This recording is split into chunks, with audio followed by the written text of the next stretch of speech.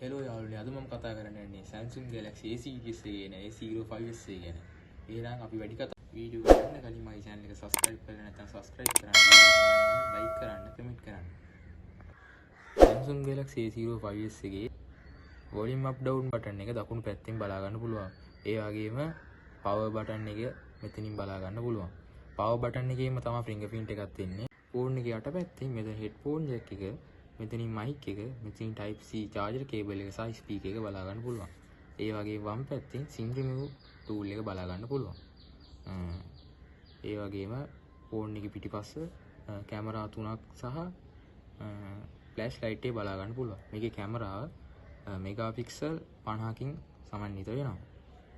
ඒක අඟල් 6.7ක PLS LCD display එකක් සහ 90Hz refresh rate එකක් බලා ගන්න පුළුවන්. ඒ වගේම 1080කට 2400ක pixel resolution එකක් මේ ෆෝන් එකේ බලා ගන්න පුළුවන්.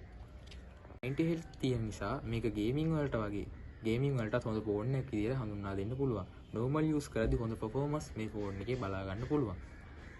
මේ ෆෝන් එකේ performance ගැන කතා කරද්දී Qualcomm ලගේ Snapdragon 680 කියන 4G 6 nanometer තාක්ෂණයෙන් හදපු chipset එක බලා ගන්න පුළුවන්. මේ ෆෝන් එකේ RAM එක 8GB වගේම storage 128 වලින් බලා ගන්න පුළුවන්. ඒ වගේම Android version 15 වලින් මේක බලා ගන්න වෙනවා. මේකේ බැටරි එක ගැන කතා කරද්දී මිලිඇම්පියර් 5000ක බැටරි එකක් බලා ගන්න පුළුවන්. මේක normal use කරන කෙනෙක්ට දවස් දෙකක් වගේ use කරන්න පුළුවන්. game ගහන කෙනෙක්ට වගේ නම් දවසක් වගේ තමයි මේක use කරන්න පුළුවන් වෙන්නේ. ෆෝන් එක 0.100ට charge වෙන්න පැය එකයි විනාඩි 40ක වගේ වෙලාවක් යනවා. Samsung ලා බජට් එකට හදපු හොඳම ෆෝන් එකක් විදිහට A05s එක අපිට හඳුන්වලා දෙන්න පුළුවන්. එහෙනම් යාළුවනේ අපි තවත් වීඩියෝ එකකින් හම්බෙමු.